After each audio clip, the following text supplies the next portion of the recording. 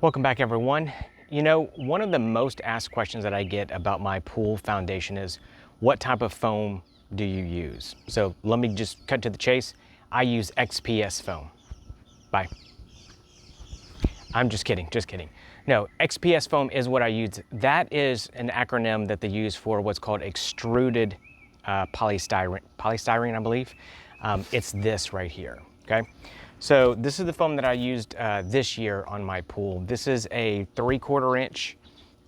Residential sheeting is another term that you might see for that. I've also had someone ask like what PSI, this one's a 15 PSI, but you can get away with a couple of different thicknesses of the XPS foam. So let's talk about the different types of foam out there so that you make the right decision when choosing yours. Okay, so first, there are a couple of different ones that you're gonna see when you get to the garden centers and whatnot. Those can be a little tricky if you're not sure what you're looking for. So at different locations, they may have it spelled out a little bit easier to read, and at other places, it's just gonna be up there and it's gonna say residential sheeting, and you have to kind of do the investigative work yourself. So what you don't want, you do not want any foam that the core is made of what looks like just normal styrofoam, right? Which is a lot of the little balls stuck together. And I'll talk about that, why you don't want that in just a second. That's the foam you want to avoid that, okay? It crumbles, we know that, but there's something else to it we'll talk about.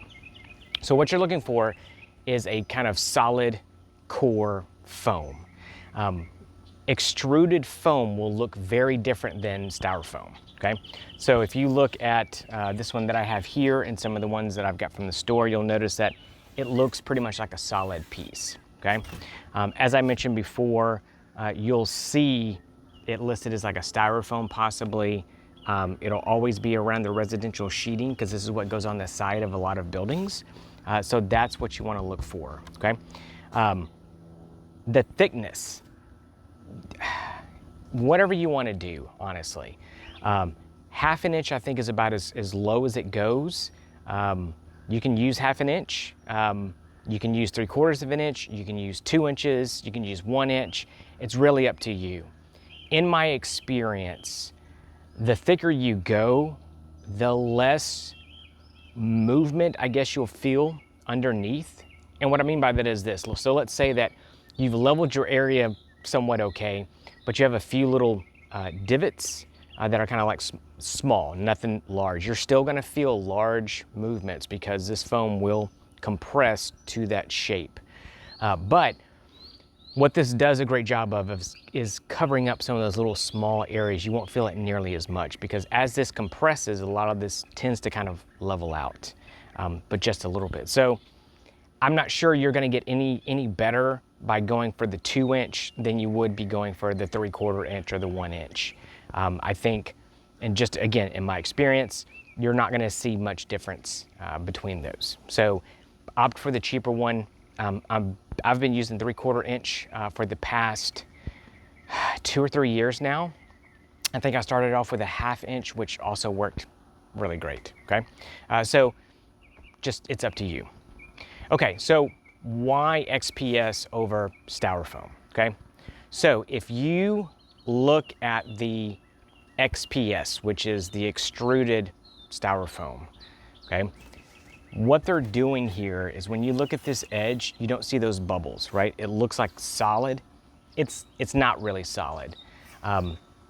This is just very tightly compacted, and you can look up all the specs and you can even see it on the front of the sheet that there's very little water absorption in really all of these, but this one, it's really, really low, which means when it gets wet, it's not gonna just absorb and get mushy.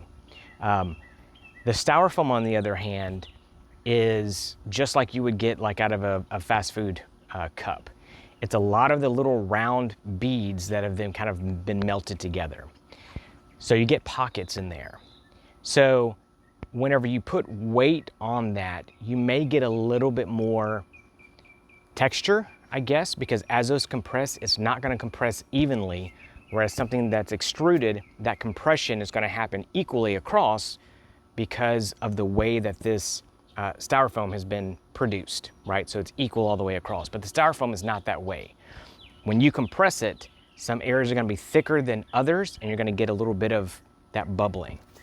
Now, I will say, I've never tried it under a pool. It might work out fine. It may not be anything worth worrying about, and it still gives you that padding, okay? I don't know. My two concerns with it is, number one, that compression, it's just gonna compress way too much, and it's not gonna be beneficial. My second one is mess. Even with this extruded, I've got chunks that break off, but that's what they are, is chunks. I don't get a lot of little fine stuff to break off. Whereas with styrofoam, that stuff, once it starts breaking off, it's gonna break off like crazy. And I don't want that to be breaking off underneath the pool while there's water in it, because now you're really gonna have that kind of divot underneath. Okay, so that is the different types of foam that I use. With the extruded foam, you simply take your razor blade, your knife, essentially. I use just a utility razor blade knife cutting tool. I'll cut it. If it's too thick, you score it. You can pop it and break it. But I usually just run my knife on one side, then maybe the other. And that's how I cut all of that. So it makes it really, really easy. It will dull your blades very quickly, so make sure you have a couple of those in your back pocket, ready to go, because you'll be doing some cuts on these for sure. All right, everyone, I really hope that helps you out. I know everyone was trying to figure out which type of foam I was using. Sorry for not including all that information, but you're looking for the XPS, also known as the extruded foam.